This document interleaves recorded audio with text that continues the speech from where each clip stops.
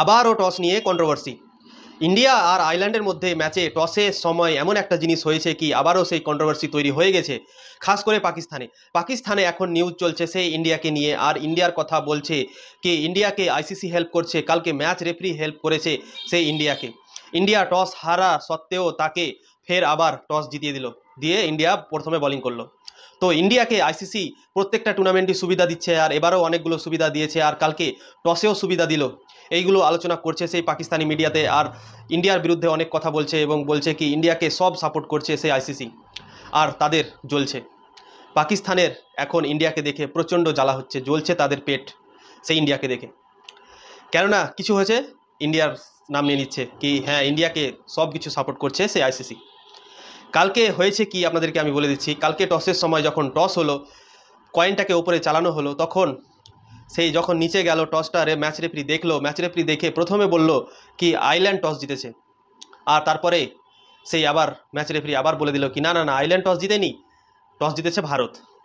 দিয়ে রোহিত শর্মা টসে জিতার পর সেই বোলিং করার সিদ্ধান্ত নিয়েছে, আর এটাই হচ্ছে কালকের ম্যাচের কন্ট্রোভার্সি। কেননা প্রথমে বলে দিয়েছিল আয়ারল্যান্ড টস জিতেছে ম্যাচ রেফারি, আর তারপরে বলল চেঞ্জ করে দিল ওটাকে, দিয়ে বললো কি ইন্ডিয়া টস জিতেছে। তো এটা স্বাভাবিক, সবাই মনে ভাববে কি হ্যাঁ এটা ম্যাচ ফিক্স করেছে বা কিছু করেছে, কিন্তু আমার মনে হয় না। একটা মানুষের কাছে সেই কি বলবো ভুল হতেই পারে, মানুষ বলতেই ভুল, যে কোনো টাইমে ভুল হতে পারে। কালকে সেই ম্যাচ রেফারিরও ভুল হয়েছে, হয়তো হয়তো রোহিত শর্মার কথা না বলে আয়ারল্যান্ডের কথা বলে দিয়েছে কি হ্যাঁ আয়ারল্যান্ড টস জিতেছে ভুল করে। তো এটাকে নিয়ে কন্ট্রোভার্সি শুরু করে দিয়েছে সেই পাকিস্তানে, আর পাকিস্তানে এখন পুরো কথা চলছে কি টস ফিক্স করেছে সেই ভারতীয় দল, আর টসেও হেল্প করছে সেই ভারতীয় দলকে আইসিসি আর ম্যাচ রেফারি। তো এইগুলো নিয়ে অনেক আলোচনা হচ্ছে সেই পাকিস্তানে, আর সেই এটা নিয়ে অনেক কথা উঠছে। কালকের ম্যাচে আবারও কন্ট্রোভার্সি হয়ে গেছে সেই পাকিস্তানে খাস করে কিছু একটা হলে পারি, ভারতের সঙ্গে কিছু একটা হলে পারি পাকিস্তানে মানে কি বলবো ওদের মাথা খারাপ হয়ে যায়, ওরা কি ভাবে নিজেকে আমি নিজেও জানি না। আপনারা যদি ওদের নিউজ চ্যানেলগুলো দেখেন তো আপনারা বুঝতে পারবেন।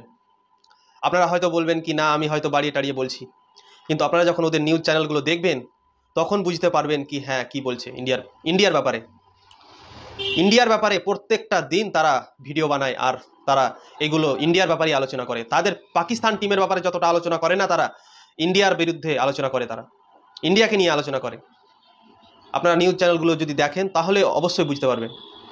তো কালকে এই কন্ট্রোভার্সিটা হয়েছে এবং ইন্ডিয়া নাকি ম্যাচ ফিক্স করেছে, আর আইসিসি হেল্প করছে, সব কিছুতেই হেল্প করছে, টাইমিং ম্যাচের টাইমিং সব কিছুতেই ইন্ডিয়াকে হেল্প করছে আইসিসি। আর কালকে সেই টসেও হেল্প করলো, আর ইন্ডিয়াকে প্রথমে বোলিং করার সুযোগ পেল সেই ইন্ডিয়া, আর আয়ারল্যান্ডকে 96 রানে অল আউট করে খুব মানে আসানি সে ম্যাচ জিতে গেল ইন্ডিয়া।